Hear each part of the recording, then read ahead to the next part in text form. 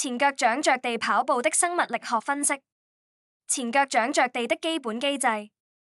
前腳掌着地跑步涉及肌肉與肌腱如何吸收與釋放能量。當前腳掌觸地時，下肢特別是小腿後側的肌肉群，如腓腸肌和比目魚肌與亞基里斯肌腱承受較高的衝擊力、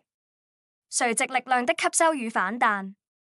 前腳掌着地的角度較陡，地面反作用力的垂直成分較大，肌纖維迅速吸收垂直撞擊，並透過肌腱的彈性儲存能量。這些能量以向上的反彈力推動身體前行。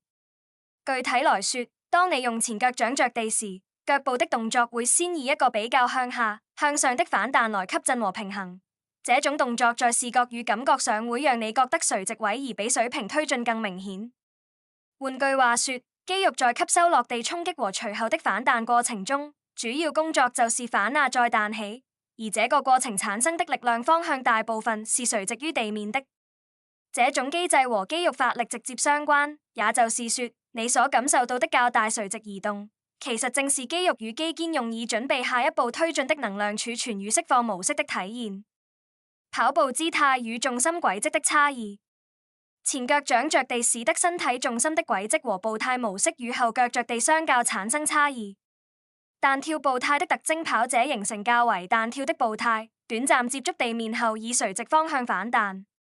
垂直移動較明顯，反映了肌肉發力時的能量儲存與釋放模式。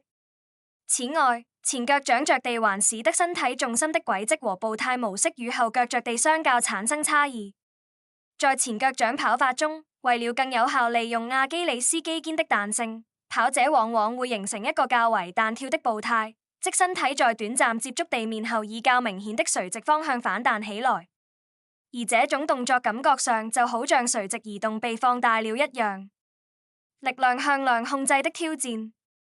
前腳掌着地跑步對肌肉和肌腱協同作用提出了極高要求。初學者的挑戰。初學者因肌肉力量不足，難以有效轉換垂直力量為水平推蹬力。技術不成熟可能導致關節與軟組織承受過度負荷，增加受傷風險。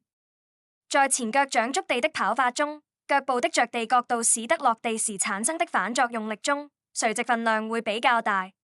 這就意味着下肢尤其是小腿的肌肉，譬如腓腸肌和比目魚肌，主要先進行迅速的離心收縮，吸收垂直方向的衝擊，並利用亞基里斯肌腱的彈性儲存能量。然而，這種能量的吸收與儲存過程對神經肌肉系統的協調和力量輸出都有極高要求。如果肌肉控制和力量不足，收縮動作很難在極短的接觸時間內將儲存的彈性能有效轉換為水平方向的推蹬力，從而使人感覺翹腳跑較難推蹬。相比之下，頂尖運動員在長期針對性的訓練中發展出了極高的下肢力量、肌肉、肌腱單元的硬度以及精準的神經肌肉協調，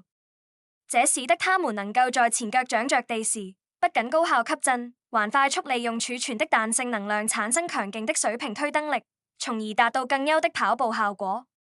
也就是說，他們已經優化了這個肌肉發力模式，把本來偏重垂直反彈的力量巧妙轉換成有力的前進動力。不同跑步技術的比較。前腳掌着地與其他跑步方式，如中足或後腳跟着地，在生物力學上有顯著差異。翹腳跑的特性。着地時腳部僵硬，接觸時間短，彈性結構難以充分伸展。雖然瞬間支撐力較高，但彈性能量回收利用較低。在翹腳跑步，通常指前腳掌或指尖着地，腳跟較不參與接觸的情況下，着地時因為腳部處於較僵硬、接近伸直、直立的狀態，使得初期的地面反作用力主要集中在較硬的結構上，例如腳跟的骨性支撐。因此會感覺支撐力較大。這種較高的支撐力主要來自於直接承受垂直負荷，而非依賴肌肉或肌腱的緩衝與伸展。而彈性則依賴於肌肉、肌腱單元，如小腿肌群、亞基里斯腱以及足弓，在落地後進行適度的伸展與隨後的縮短，也就是所謂的伸縮循環。在翹腳跑法中，由於着地時腳部較僵硬，接觸時間極短，這些彈性結構難以獲得足夠的伸展幅度以儲存能量，從而導致彈性相對較低。相比之下，採用踩腳方式，例如中足或後腳跟着地，的跑步，通常會伴隨着較大的腳步和踝關節活動，使得肌腱和足弓能夠有更多時間與幅度進行伸展，從而更有效地儲能並釋放，以獲得較好的彈性效果。